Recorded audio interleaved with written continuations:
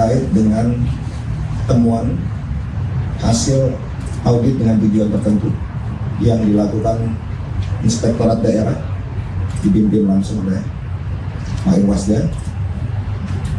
Ditemukan adanya dugaan pelanggaran terkait dengan pengawasan yang tidak dilakukan oleh Kapolres.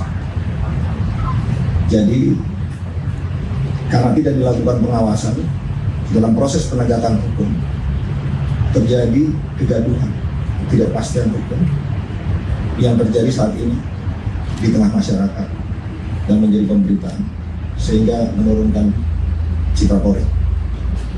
Untuk itu hari ini sudah saya nonaktifkan pada pukul 10. Serah terima tanggung jawab kepada saya, dan saya telah menunjuk pengganti pelaksana harian Kapolresta Sleman, Kombes Pol Rudi, yang sekarang sebagai Dir Narkoba.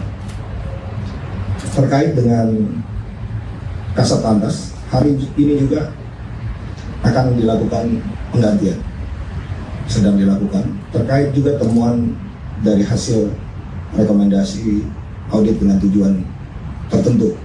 Diduga ada pelakuan pengawasan yang tidak dilakukan oleh Kasat Lantas, sehingga dalam proses penyidikan Laka Lantas menimbulkan ketidakpastian hukum dan kegaduhan di tengah masyarakat.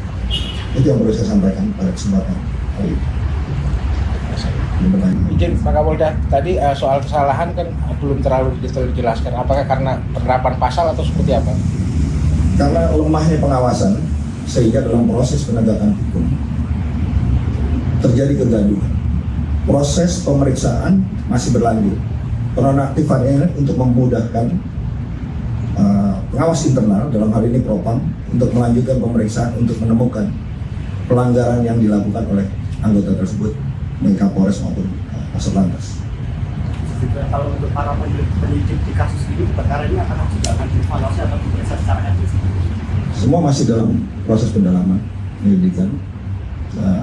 Pasti akan ada sanksi apabila ditemukan pelanggaran disiplin ataupun kode etik terhadap penyidik. Berarti ada arah ke situ? Ya, pasti rekomendasi dari audit merekomendasi untuk melakukan pemeriksaan terhadap temuan-temuan dugaan pelanggaran yang masih diduga terjadinya pelanggaran pada kode etik. Download Tribun X sekarang, menghadirkan lokal menjadi Indonesia.